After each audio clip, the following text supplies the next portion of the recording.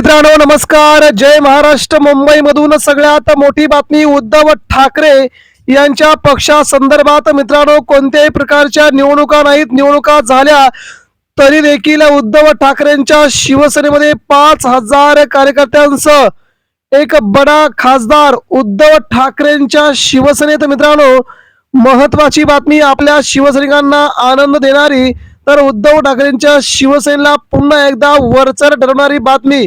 मित्रांनो नेमकी काय आहे अपडेट सविस्तरपणे जाणून घेण्याच्या अगोदर आपण बघूया आजचा प्रवेश सोहळा. मित्रांनो हा दबावातून नाही, कोणत्याही कार्यातून नाही, तर शिवसेना प्रेमापोटी, मातोश्रीच्या प्रेमापोटी झालेला मिळतोय. दिसतोय महाराष्ट्राला नेमकं काय घडलंय. मित्रांनो शिवसेना उद्धव बाळासाहेब ठाकरे आणि मातोश्रीला सोडणं ही आमची सगळ्यात मोठी चूक होती. कारण की गेली 3 वर्षे ज्या प्रकारे उद्धव ठाकरे यांनी आणि शिवसैनिकांनी महाराष्ट्रामध्ये जीवाचं रान करत शिवसेना वाढवली आणि लोकसभेला भाजपपेक्षा सर्वात जास्त जागा जिंकल्या. खरंच शिवसेना ही आक्रमक संघटना असून ही कोणत्या नेत्यावर चालत नाही, तर सामान्य शिवसैनिक तो पुढे असतो असं म्हणत भाजपवर पहिला वार करत शिंदे सेनेवरती दुसरा वार करत मित्रांनो हा शिंदेगडाचा बडा नेता आता उद्धव ठाकरे यांच्या शिवसेनेमध्ये प्रवेश करण्यासाठी तत्पर आणि पुढे आलाय.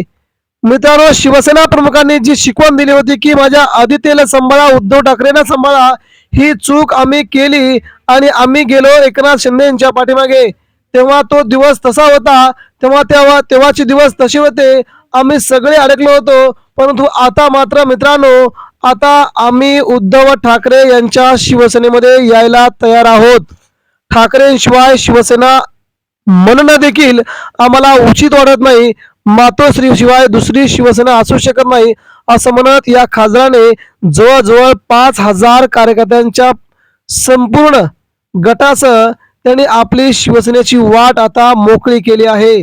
या दृष्टीनं अनेक माजी खासदार देखील पुन्हा ठाकरेंच्या शिवसेनेमध्ये प्रवेश करण्यासाठी इच्छुक असल्याचं बोललं जात आहे आणि या खासदारांची नावं आता समोर येऊ लागली आहेत. त्या दृष्टीनं मुंबईसह महाराष्ट्रामध्ये सत्तांतर कोणत्याही क्षणी घडू शकतं हा देखील मोठा दावा केला जातोय. अजितदादांच्या मृत्यूच्या नंतर मुंबईमध्ये सरकारमध्ये सगळ्यात मोठी खळबळ उडाली असून राज्याच्या सरकारमध्ये सध्या खूप मोठं राजकारण चालू आहे. कोणी कुणाला जुमानत नाही. भारतीय जनता पार्टी जे सांगेल तेच काम सध्या सरकारमध्ये होत आहे. इतर कोणत्याही मंत्र्यांना कसलेही अधिकार नाहीत. तेव्हा हे राजकारण किती दिवस चालणार, भारतीय जनता पार्टीचा तोरा आम्ही मिरवणार नाही असं म्हणत सगळ्या या नेत्यांनी आता मात्र ठाकरेंच्या शिवसेनेकडे आपला जाण्याचा वसा उचललाय. शिवसेना प्रमुख नेहमी म्हणायचे की कमळाबाई काही कामाची नाही, आपली शिवसेना आहे म्हणून कमळाबाई टिकली. जर शिवसेनेने कमळाबाईच्या डोक्यावरती हात ठेवला नसता तर महाराष्ट्रात काय देशात कुठेच कमळाबाई वाढली नसती असं म्हणत ठाकरेंनी थेट भाजपला डिवचलं होतं. मित्रांनो आणि सगळे भाजपचे नेते मुंबईवरती मातोश्रीवरती नतमस्तक व्हायला, नाक घासायला यायचे असा थेट इशारा देखील संजय राऊतांनी दिलाय. त्यामुळे मातोश्रीला कमी लेखणं भाजप तर या जन्मी कधी करूच नये. कारण की जे भाजपा आता उरली आहे, जी भाजपा आता देशावर राज्य करते, ती भाजपा फक्त आणि फक्त शिवसेना प्रमुख बाळासाहेब ठाकरेंच्यामुळे असंही संजय राऊतांचं म्हटलंय.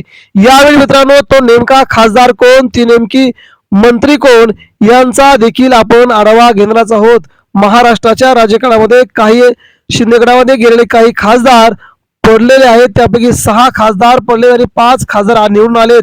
यामुळे पडलेल्या 6 खासदारांपैकी बहुतांश जणांना आता उद्धव ठाकरेंची आठवण होऊ लागली आहे. कारण की आता जर खासदारकी मिळत नसेल तर आपल्याला उद्धव ठाकरेंशिवाय दुसरा नेता कोणच नाहीये जो आपल्याला जवळ करेल आणि शेवटच्या क्षणी आपण उद्धव ठाकरेंच्या शिवसेनेशी, आपल्या ओरिजिनल शिवसेनेशी जुडलेलं कितीही चांगलं असं म्हणत या नेत्यांनी आता उद्धव ठाकरेंच्या शिवसेनेत प्रवेश करण्याचा निर्णय घेतला आहे.